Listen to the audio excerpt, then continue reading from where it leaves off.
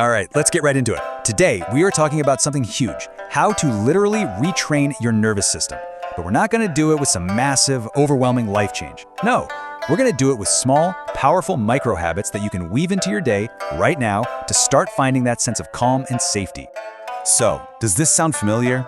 You know that feeling like your internal alarm system is just way too sensitive, like a car alarm that goes off if a leaf falls too close. It's that feeling of being constantly on edge, jumpy, tense, always scanning for the next bad thing. It's absolutely exhausting, and it's a super common experience if you're dealing with anxiety or the echoes of trauma. You know, this whole thing really comes down to two basic states our nervous system can be in.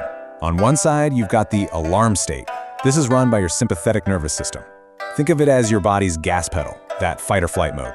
And on the other side, we have the safe state, which is guided by the parasympathetic system. That's your body's brake. It's where we feel balanced, confident, and safe. Now, the goal isn't to get rid of the alarm state completely. We need it for real danger. The real goal is to stop living there, and instead to retrain our bodies so that safe becomes our new default setting. So, how in the world do we actually do that? Well, we start right at the beginning. Let's dig into the first batch of habits, which are all about building a solid, calm foundation for your entire day. Okay, our very first habit tackles a really common trap. So many of us wake up and our first thought is about what we don't want. We think, I hope I don't feel so stressed today. But here's the thing, when you focus on not being stressed, you're still letting stress run the show. The big shift here is to go from reacting against a feeling to proactively choosing the one you actually want to have. So instead of just avoiding something, you're choosing forward momentum. You pick a simple, empowering intention, something you can actually do. It could be as simple as, today I will be kind to myself. Or maybe, I will notice when I feel overwhelmed and then I'll just pause. Just taking one single minute in the morning to visualize this is an incredibly powerful way to take the driver's seat.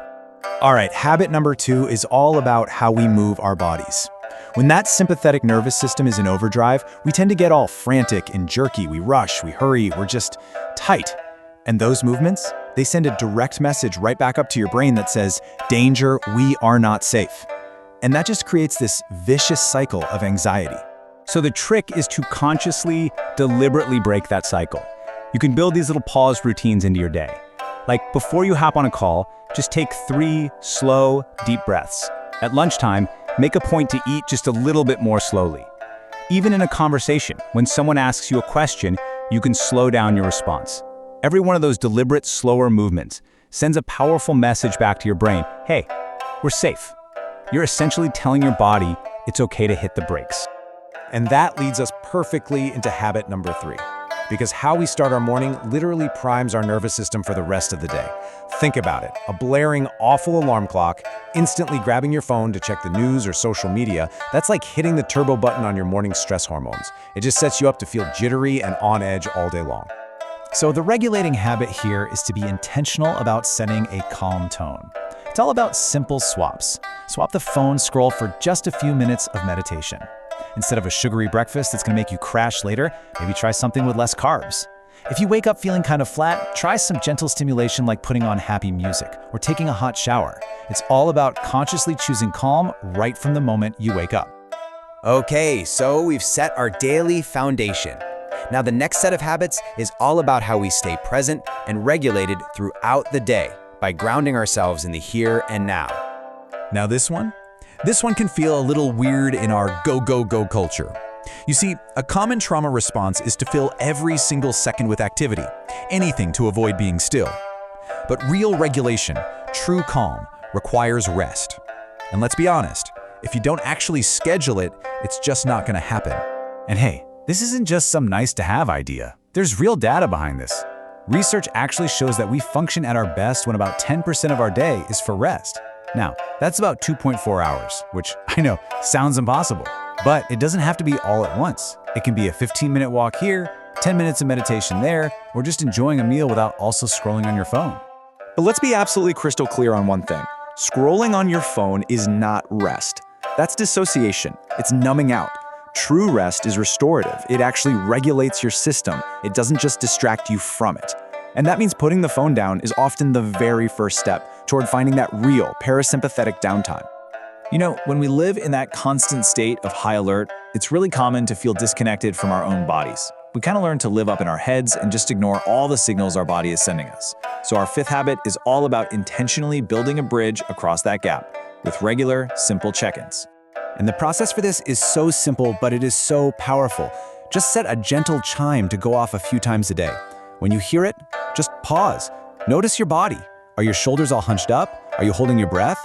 Then, gently, without any judgment, just name your state. I feel anxious. I feel calm. And finally, check in with your most basic needs. Are you hungry? Thirsty? Do you just need to stand up and stretch? Meeting those needs is one of the most fundamental acts of self-regulation there is.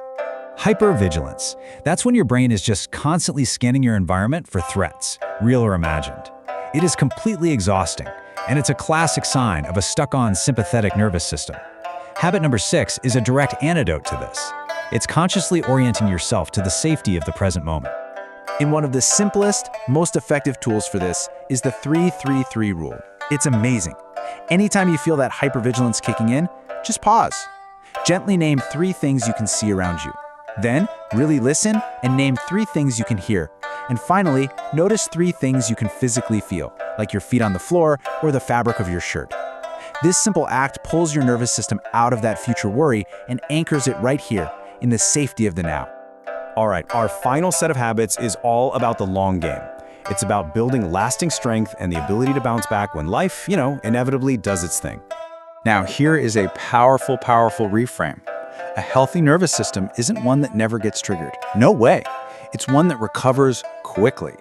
When we don't have a plan for getting triggered, a single event can send us spiraling for hours or even days. The regulating habit is to have a plan ready to go before you ever need it. And your plan can just be a little toolkit of options. Maybe something sensory, like sipping ice water or splashing cold water on your face. Something for processing, like journaling it out or calling a friend. Co-regulation is huge here. Hugging a loved one or just sitting with your pet can literally calm your physiology down. And sometimes you just need a simple reminder.